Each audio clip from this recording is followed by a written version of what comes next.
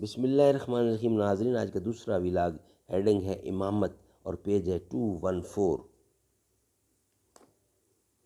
قال اللہ تعالی وما آتاکم الرسول فخذوہ وما نہاکم عنہ فانتہوا۔ جو تم کو رسول دیں وہ لے لو اور جس سے منع کریں اس سے رک جاؤ، باز آ جاؤ۔ حدیث نبوی کے ایک جدید اور جامع انتخاب اردو ترجمہ اور تشریحات کے ساتھ، جلد سوم، کتاب الصلاۃ۔ رائٹر اس کتاب کے مولانا محمد منظور نعمانی رحمۃ اللہ علیہ۔ بسم اللہ الرحمن الرحیم۔ الحمدللہ والصلاۃ والسلام علی رسولہ النبی الکریم ونحن علی ذالک من الشاہدین والشاکرین والحمدللہ رب العالمین۔ خودی وہ بحر ہے جس کا کوئی کنارہ نہیں، تو آب جو اسے سمجھا اگر تو چارہ نہیں۔ بے قدر پیمانہ تخیل سرور ہر دل میں ہے خودی کا، اگر نہ ہو یہ فریب پہم تو دم نکل جائے آدمی کا۔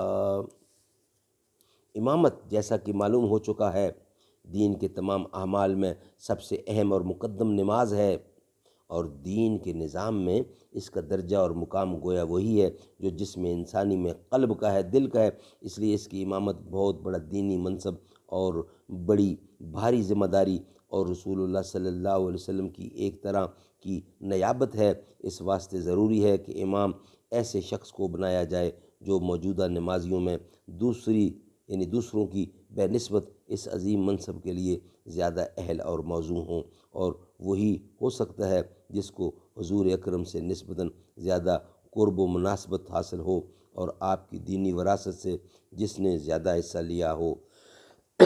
اور چونکہ آپ کی وراثت میں اول اور اعلیٰ درجہ قرآن مجید کا ہے، اس لیے جس شخص نے سچا ایمان نصیب ہونے کے بعد قرآن مجید سے خاص تعلق پیدا کیا، اس کو یاد کیا اور اپنے دل میں اتارا، اس کی دعوت، اس کے تذکیر اور اس کے احکام کو سمجھا، یعنی اس کی تذکیر اور اس کے احکام کو سمجھا اور اس کو اپنے اندر جذب اور اپنے اوپر طاری کیا، وہ رسول اللہ صلی اللہ علیہ وسلم کی وراثت کے خاص حصہ داروں میں ہوگا۔ اور ان لوگوں کے مقابلے میں جو اس سعادت میں اس سے پیچھے ہوں گے، آپ کی اس نیابت یعنی امامت کے لیے زیادہ اہل اور زیادہ موزوں ہوگا۔ اور اگر بالفرض سارے نمازی ایک اس لحاظ سے برابر ہوں تو چونکہ قرآن مجید کے بعد سنت کا درجہ ہے، اس لیے اس صورت میں ترجیح اسی کو دی جائے گی جو سنت و شریعت کے علم میں دوسروں کے مقابلے میں امتیاز رکھتا ہو۔ اگر بالفرض اس لحاظ سے بھی سب برابر کے ہوں تو پھر جو کوئی ان میں تقوی اور پرہیزگاری اور محسن اخلاق جیسی دینی صفات کے لحاظ سے ممتاز ہوگا، امامت کے لیے وہ لائق ترجیح ہوگا۔ اور اگر بالفرض اس طرح کی صفات میں بھی یکسانی سی موجود ہو تو پھر عمر کی بڑائی کے لحاظ سے ترجیح دی جائے گی، کیونکہ عمر کی بڑائی اور بزرگی بھی ایک مسلم فضیلت ہے۔ بہرحال امامت کے لیے یہ اصولی ترغیب عقل سلیم کے بالکل مطابق اور مقتضائے حکمت ہے، اور یہی حضور اکرم کی تعلیم و ہدایت ہے۔ ناظرین، یہ تھا آج کا ویلاگ نمبر 2، اور انشاءاللہ اب آپ سے ملاقات ہوگی ویلاگ نمبر 3 کے ساتھ۔ رتبہ بلند و برتر صدیق عمر غنی کا،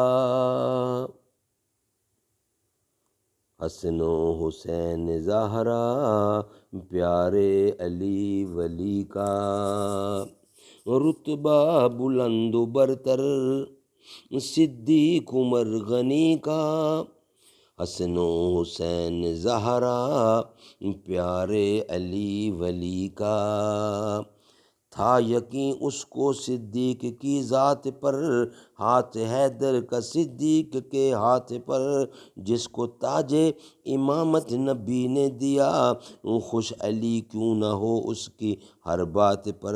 ہے خلافت بلا فصل صدیق کی، علی حیدر نے خود جس کی تصدیق کی، بیٹی حیدر کی فاروق اعظم کے گھر وہ ہیں داماد علی کے علی ہیں سسر، بہن حسنین کی زوجہ فاروق کی، اور زہرا کی بھی ہیں وہ لخت جگر، رتبہ بلند و برتر صدیق عمر غنی کا۔